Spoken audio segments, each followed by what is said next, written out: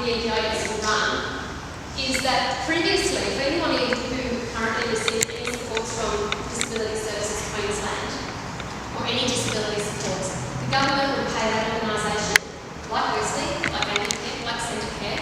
They get paid an amount of money, and then they develop services, and people with disability will come and say, yes, I'd like to buy that service, yes, I'll have that.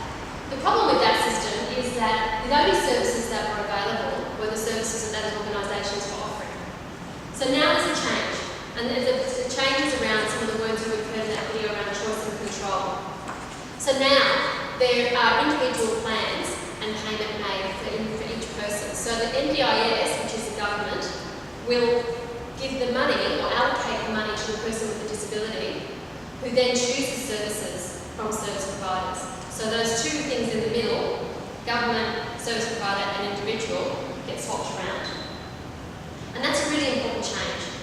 So what it does, it puts the power and control back into the seat of the person with a disability and their family to make decisions that are more appropriate for them to live their best life. That's the crux of it. So the principles of the NDIS are around choice and control about who provides the support and how it's provided.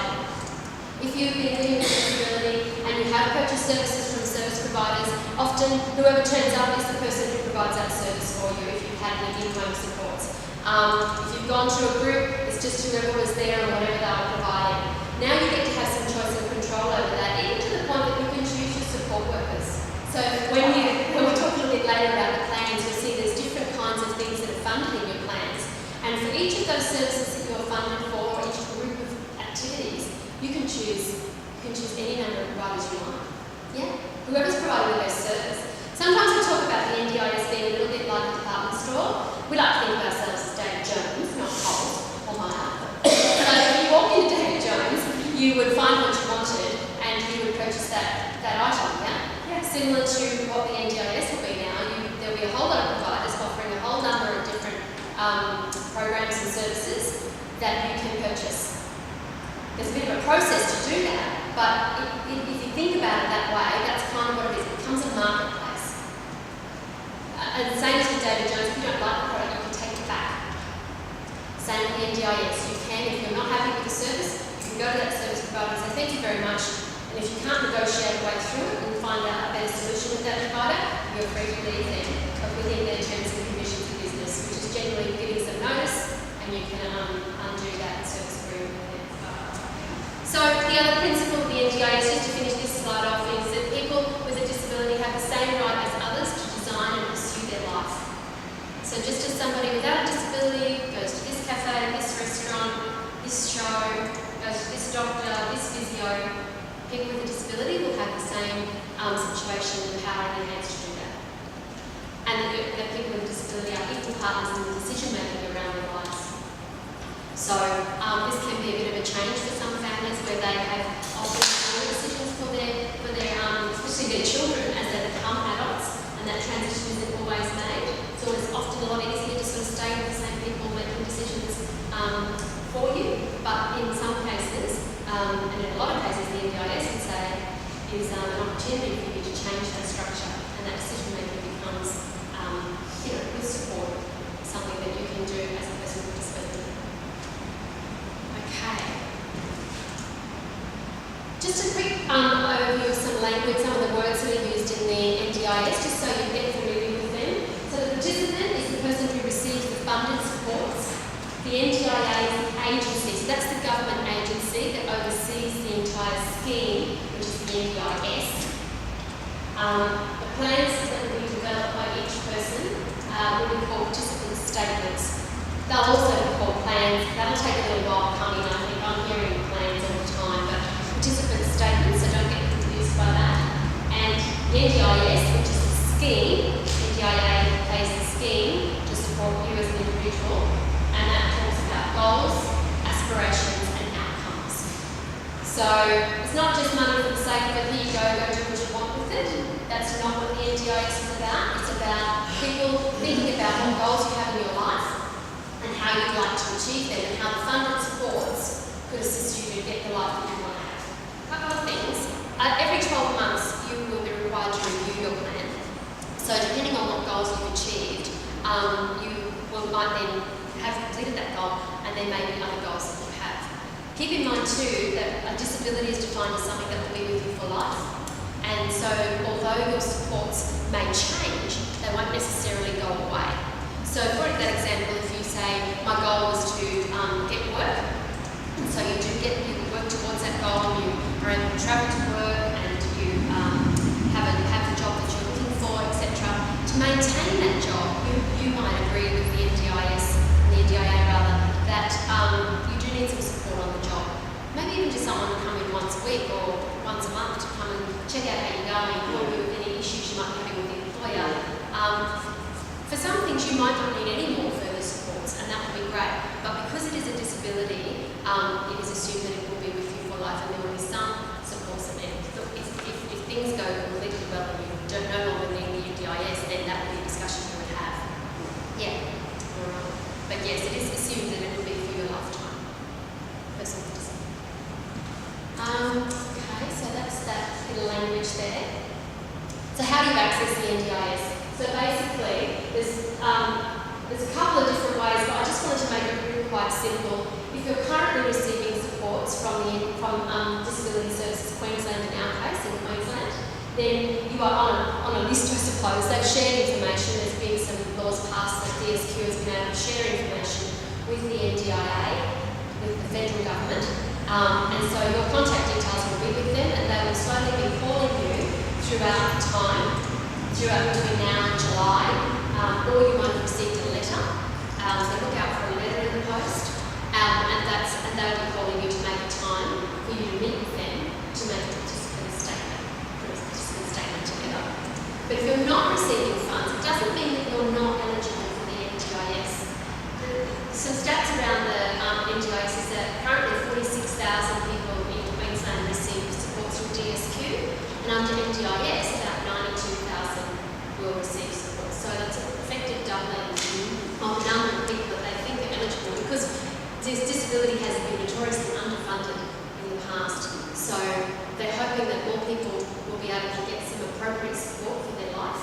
And so don't assume that if you don't have supports now, that you always say, oh gee, I wish I did have, that you potentially could be eligible.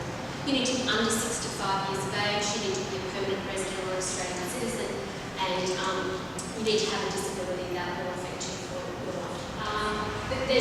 So accessing the NDIS comes down exactly to that point, that if you're not receiving funds, you need to call the NDIA and talk to them about the access process. There is a form you need to complete, even if you are receiving, there's always a form. If you are receiving support, there's a certain amount of evidence that you need to provide that documents your disability and potentially your functionality in the day, what kinds of services you're currently using, so they give us a starting point to talk about. The 8 domains that are used to develop your plan. So this is what I was talking about with the NDIS, talking about goals and aspirations and outcomes. So these are the things that we would recommend that you have a sit down and think about, and they're in this little booklet that you've got in front of you. Basically, these are the areas the NDIS will fund, and they'll fund them in 3 separate ways, which I'll talk about in a minute. So daily living, those are those essential supports. So the people who need personal care to get out of bed, maybe to move from one chair to another, to be able to access the community, do that themselves, they need some support. Those are the daily living domains.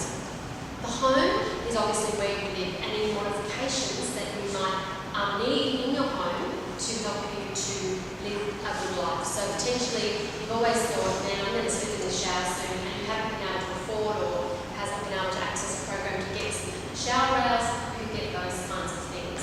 You might find at night time you're waking up and constantly you need to go to the toilet at night, you get out of bed and you can't find the light, and you often stumble. You can get some technology where you've got a mattress and you stand and the lights go on. Oh no, right? I know. So that kind of thing, if it was connected to something that we said was going to keep you safe in your home, okay? There's also some accommodation money, but it's not, it's for about 6% of the people who are going to be living with a disability in the NDIS scheme, and that's called supported disability accommodation. And if you feel that you'd like to talk about that a bit further, that's a whole other thing that we're happy to have a chat to you about.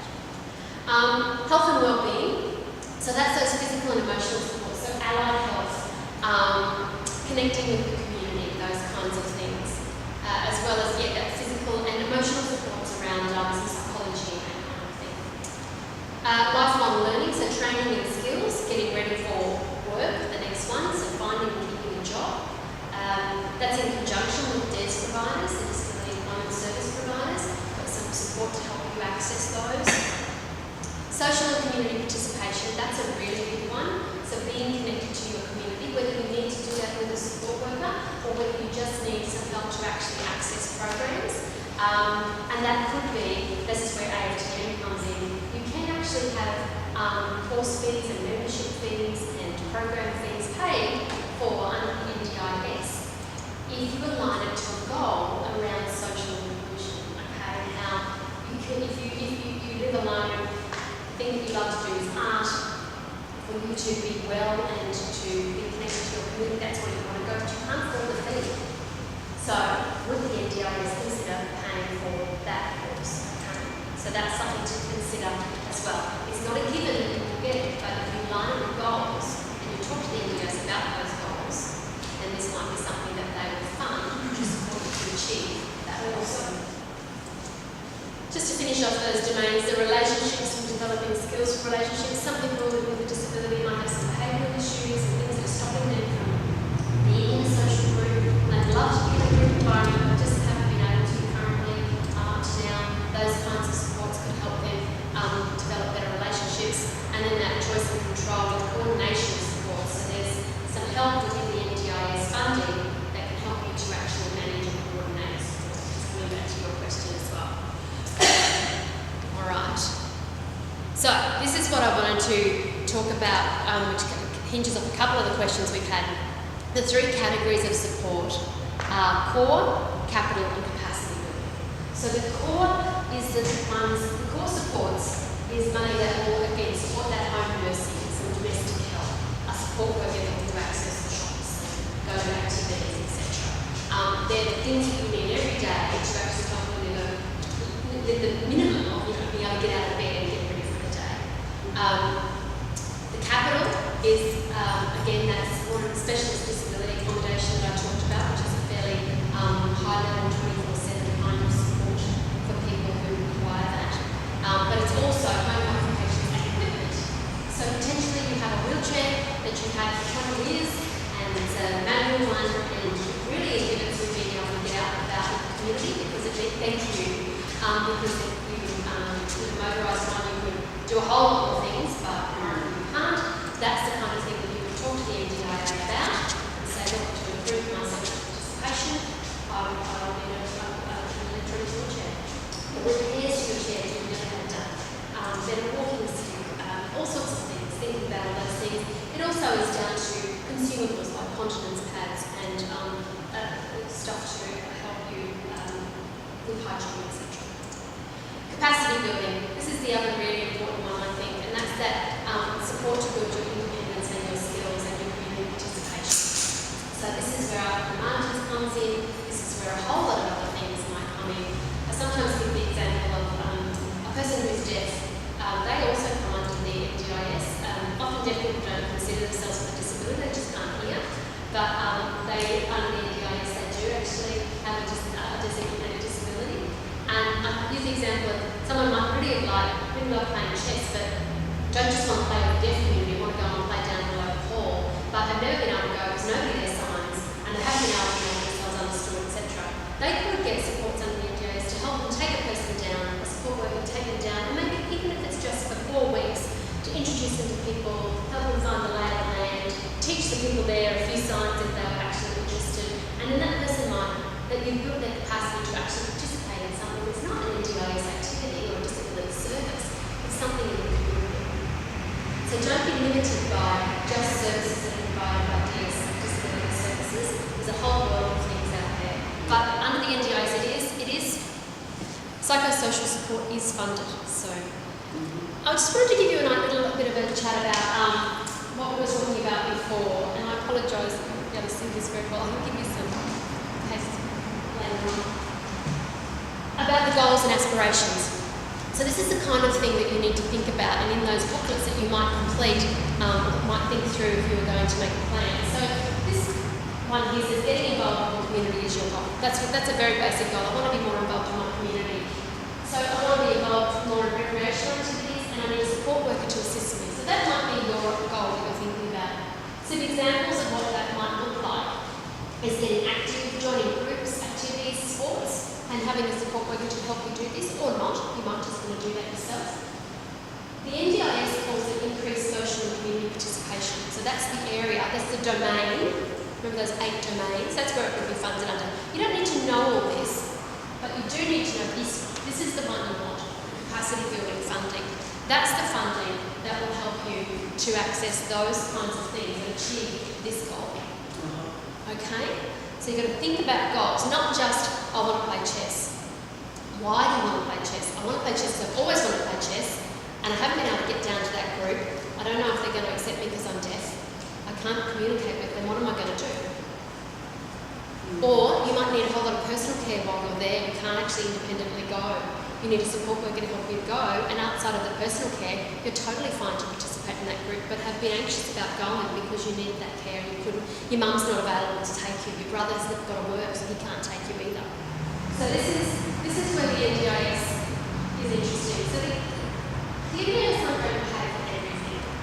They're very keen, as any government system will be, any communities, that if you've got natural supports around you, then they want you to keep those as best you can. However, for a lot of families and a lot of individuals, those relationships are increasingly strained because families have had to do this all their lives. Brothers and sisters have had to help because mum can't. People have to give up work because they have to stay home and look after, or improve, if I'm going to get Johnny to 5 different activities this week, I can't work. And I really want to focus on his life, so I give up work so I can get my son to these activities. Now, that's great that you have that commitment to your family, but is it sustainable? There will come a time when you can't do that for whatever reason, whether it's emotional or physical. So, what the NDIS is saying is, when you can access your natural supports and your family can assist you, then please continue those. But where you can't, then it's time to think about including in your plan a way for a support worker to do those things with you for you. Okay. So look at some classic examples of you might have an older, usually a woman, an older woman with a child in their 50s at home with them, living at home with them. Some of these people have never accessed any supports and have been for effort doing personal care, lifting people out of beds. The toll on people's bodies is phenomenal. That situation is where the NDIS would say, enough, for this person, it's not okay for that to continue. Nobody wins here. So the NDIS will pay for those support workers to come and continue that care. So this person can have the life that they need, and the mother can return her relationship to being a mother instead of being a carer. That's a big goal for somebody, but that can happen too. Just while you've got the goal thing in your head. So another one, so the first one was a core example. Core supports, this is a capital example. So you want to upgrade your equipment and buy some new things that will make living at home easier.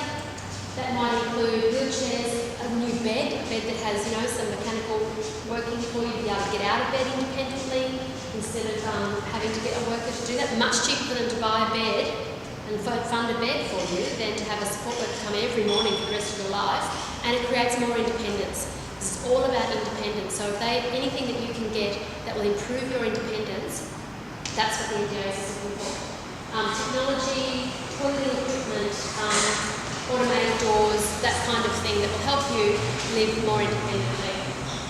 That's called assistive technology. It's in capital funding, and these will be paid according to a quote. Okay? And so they'll say, yes, we think you could use those things. Go away and grab a quote. This is where your support coordinator can help you as well to get a quote, to understand what's in the market in new wheelchairs, what kinds of things are available. And the last goal is just around support and capacity building. But here's your goal. I have a mental illness and I'd like help managing my money and getting connected to the community that I live in. So these are really important goals. And within the NDIS, it's very similar to the ideas of recovery, where you get support to enable you to be able to do the things independently. So learning new skills, managing money, managing your tenancy, building better relationships with your family and your community. The NDIS will improve daily living and improve social and community participation, and these are both core or capacity. And again, like we were saying before, they're funded according to the number of times per week that you would have someone help you for however many hours, costed over a 12-month period. You don't need to make those calculations. All you need to do is come here with that and maybe an idea about what that is for you. So I want to get out in the community. I want to improve my money skills. I really want to do a budgeting course. I've never been able to afford it. I want to do it in a group situation. I don't want to do it online. It's not good for my social inclusion. I learn better with people. It's about understanding yourself a little bit more and branching out. Thinking about what happens in your life now, who's in your life now, who can continue to be in your life and support you. And then just wanting to make sure you know, because some people were getting distressed when I'd done this before, and it wasn't that everything has to change. Everything could stay the same if that's what you want. If it's your choice to use the same support workers and live in your family to provide these supports and you've got some money to be able to do that, then that's fine. But for some people, many things can change. That example I gave for you, if you're doing personal care for an adult person, this is something that can be funded under the NDIS for support. One of the things I like to think about the NDIS is it's an opportunity to rejig your relationships, particularly with your family, if you had a caring position and you're a parent or a brother and sister to somebody. Go back, if you can get yourself back to being your mother, the father, the brother, the sister, and not the carer 24/7 or whatever many hours. Obviously, caring is still about that person, but not being the carer. Then that will be achieving what the NDIS set out to do. So,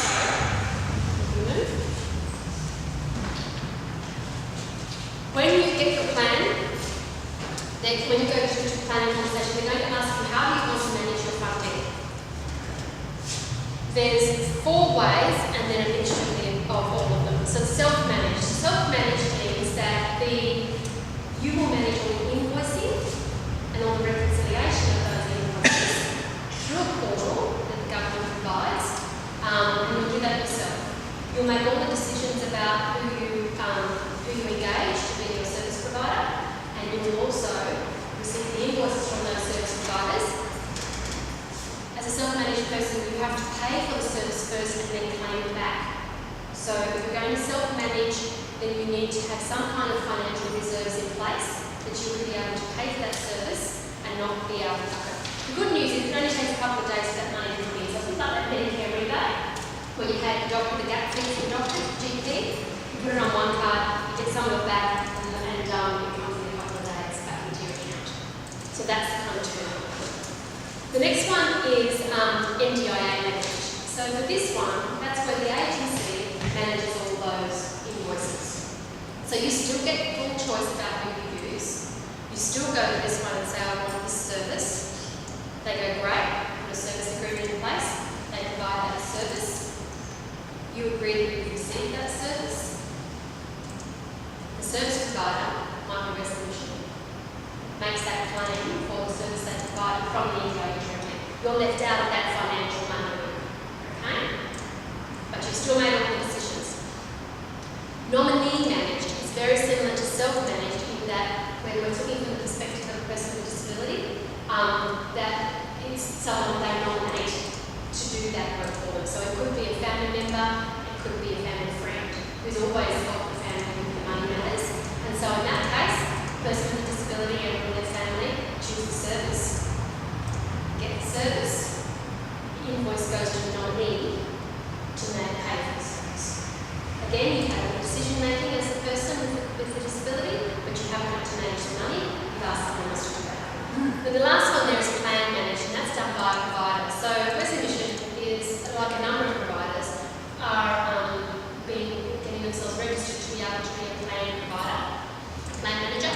So that means that similar to, so you make a decision, you receive the service, and then the service provider will send the invoice to the plan manager. And that money is also included in your plan. So that's where you do get help. So you make all the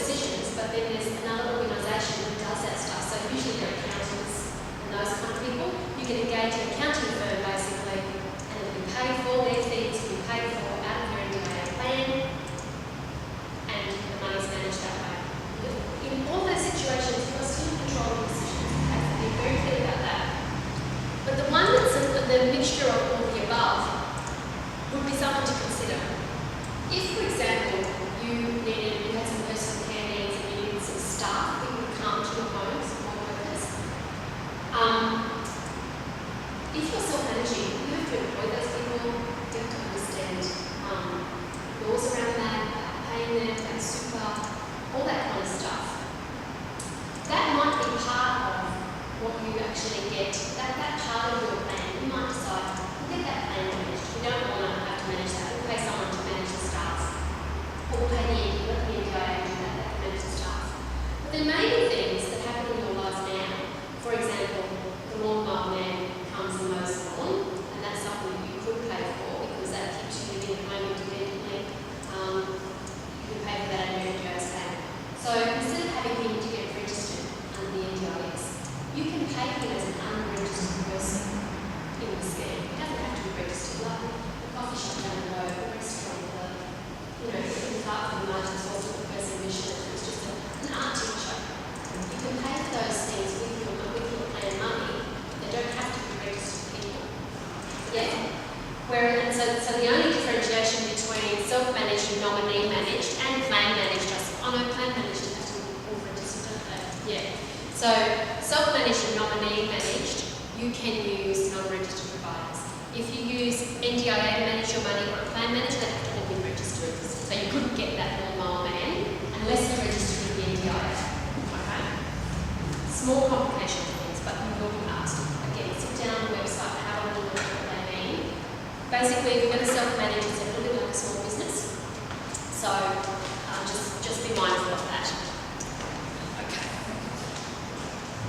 Getting help. We were talking about before, this support coordination, this green one here. That's definitely something that can be provided in your plan, and we would encourage you all to ask for that for the first 12 months at least to help you navigate the NDIS. And then the local area coordinators are people who are available to everybody. So you can go to an NDIA office. They'll have these offices in shop fronts soon in Brisbane, and that's where you can talk to people about getting in touch with a local area coordinator, or you can phone them. They'll give you the contact details, and you can speak to those people.